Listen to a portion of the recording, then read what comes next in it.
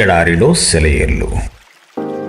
March 8వ తేదీ కొరకు వ్రాయబడిన ఈ భాగాన్ని మీకు చదివి వినిపిస్తున్నది సహోదరుడు పాల్ సుందరం. నీ పేరు ఎన్నటికి ఘనపరచబడినట్లు నీవు సెలవిచ్చిన మాట నిశ్చయముగా స్థిరపరచబడునుగాక. మొదటి దినవృత్తాంతముల గ్రంథము 17వ అధ్యాయము 24వ వచనం. యథార్థమైన ప్రార్థనకి ఆయువు పట్టైన వాక్యమిది. చాలాసార్లు మనకి వాగ్దత్వం కాని వాటి కోసం ప్రార్థిస్తూ ఉంటాము. అందుకని ఇది దైవ సంకల్పం అవునో కాదో తెలుసుకోవడానికి కొంతకాలం పట్టుదలగా ప్రార్థించవలసిన అవసరం కలుగుతూ ఉంటుంది. అయితే కొన్ని సమయాల్లో మాత్రం మనం అడుగుతున్నది దేవుని చిత్తానికి అనువైనదే అన్న దృఢ నిశ్చయం కలుగుతుంది. దావీదు జీవితంలో ఈ ప్రార్థన ఇలాంటిదే.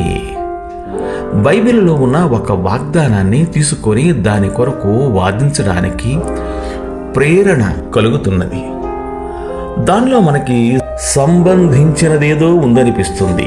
అలాంటి సమయాల్లో స్థిరమైన విశ్వాసంతో దేవా నువ్వన్నట్టుగా చెయ్యి అని ప్రార్థిస్తాము. దైవవాక్కులోని ఒక వాగ్దానం మీద చెయ్యి వేసి అది కావాలి అని అడగడం అన్నిటికంటే క్షేమకరమైనది, అందమైనది. ఇందులో మనం చెమటోడ్చవలసినదేమీ లేదు, పెనుగులాడవలసిన పని లేదు.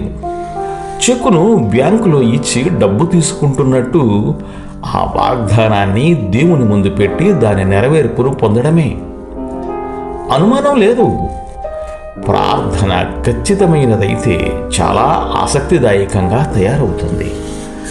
ఎడాపెడ నోటికి వచ్చినన్నిటినీ అడిగేసి దీన్ని పొందలేకపోవడం కంటే కొద్దిపాటి దీవెనను ప్రత్యేకించి అడిగి పొందగలగడం మేలు కదా. బైబిల్లో ఉన్న ప్రతి వాగ్దానము దేవుని చేతి వ్రాతే. నువ్వన్నట్టుగానే చెయ్యి అనే మాటను జోడించి ఆ వాగ్దానం కోసం మనం అడగవచ్చు. తన సత్యంపై ఆధారపడ్డ జీవులను వాటి సృష్టికర్త ఎప్పుడూ మోసం చేయడు. అలాంటప్పుడు పరలోకపు తండ్రి తన కొడుకులకిచ్చిన మాటను మీరగలడా? నాలో ఆశలు రేకెత్తించిన నీ మాటను జ్ఞాపకం చేసుకో. ఇది ఫలితాలను ఇచ్చే ప్రార్థన. దీనిలో 2 అంశాలున్నాయి. ఇది నీ మాట, దీన్ని నిలబెట్టుకోలేవా? దీన్ని నిజం చేసే ఉద్దేశం లేకపోతే అసలెందుకు అన్నావు?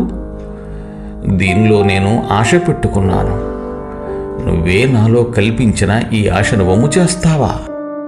అవిశ్వాసము వలన దేవుని వాగ్దానమును గూర్చి సందేహింపక దేవుని మహిమపరిచి ఆయన వాగ్దానము చేసిన దానిని నెరవేర్చుటకు సమర్థుడని రూఢిగా విశ్వసించి విశ్వాసము వలన బలమునొందెను.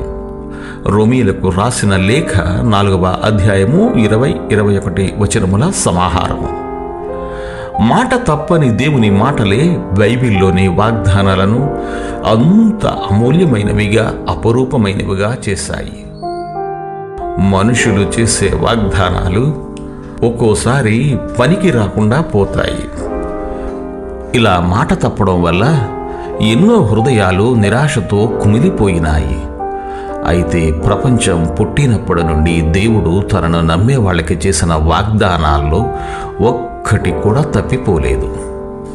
దీన క్రైస్తవుడు వాగ్దానపు గుమ్మం దగ్గర చలిలో, శ్రమల చీకట్లో నిలబడి ఆ తలుపు గడియ తీయడానికి సందేహించడం అనేది ఎంత విచారకరం.